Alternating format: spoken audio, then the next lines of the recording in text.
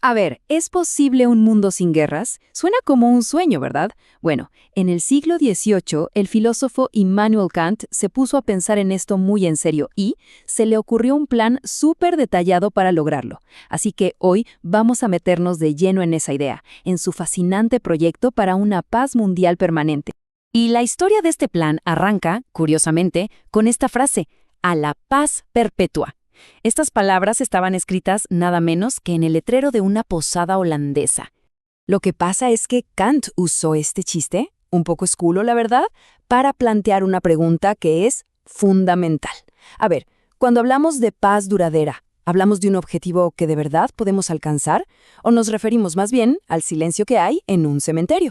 Ok, para entender bien su plan, vamos a ir paso por paso. Primero es el letrero satírico.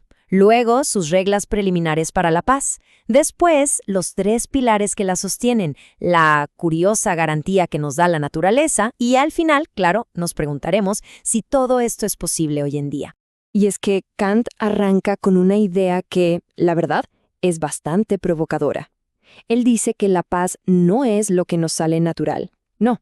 De hecho, si no hacemos un esfuerzo consciente, nuestro estado, digamos por defecto, es la amenaza constante de la guerra. Entonces, antes de empezar a construir la paz, Kant dice que primero hay que demoler los malos hábitos, esos que siempre nos llevan a la guerra. Así que su primer paso es de hecho una lista de cosas que las naciones tienen que dejar de hacer, pero ya, de inmediato. Aquí Kant estableció 6 artículos preliminares, que son como las reglas de juego básicas para romper el ciclo de la guerra. Por ejemplo, nada de firmar tratados de paz que en secreto ya estén guardando planes para la próxima guerra. O prohibido mantener ejércitos permanentes, que él veía como una amenaza constante. Al final, de lo que se trata es de algo muy simple: generar confianza.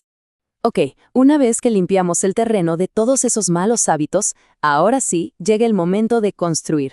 Y para eso, Kant propone 3 artículos definitivos, los que serían los pilares centrales para levantar esa paz duradera. El primer pilar, y ojo que este es para él el más importante de todos, es que cada estado debe tener una constitución republicana.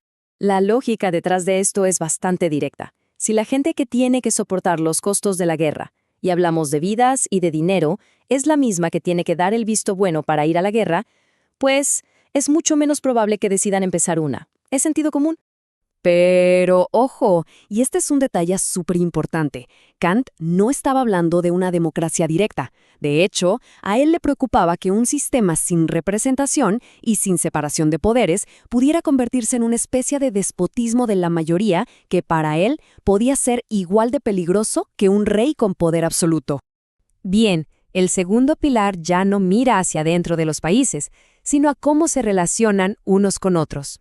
La idea de Kant era una Liga de la Paz. Y la lógica es muy simple. Así como las personas necesitamos leyes para no vivir en el caos, los estados también necesitan un acuerdo para no vivir en la anarquía de la guerra constante. Pero, cuidado, no hablaba de crear un supergobierno mundial, sino una federación voluntaria.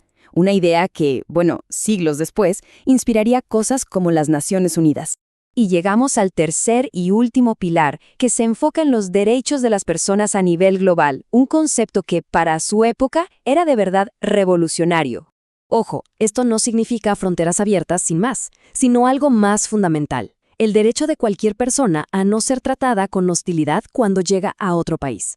Se trata de un derecho de visita, como él lo llamó, para que el comercio y el entendimiento entre pueblos pudieran florecer y así ir tejiendo lazos que nos unan a todos. Bueno, hasta ahora todo suena bastante bien, ¿no? Pero seguro más de uno está pensando, esto es muy idealista, es un sueño. Pues lo interesante es que Kant sabía perfectamente que esto sonaría así, y su respuesta es quizá la parte más sorprendente de todo su plan.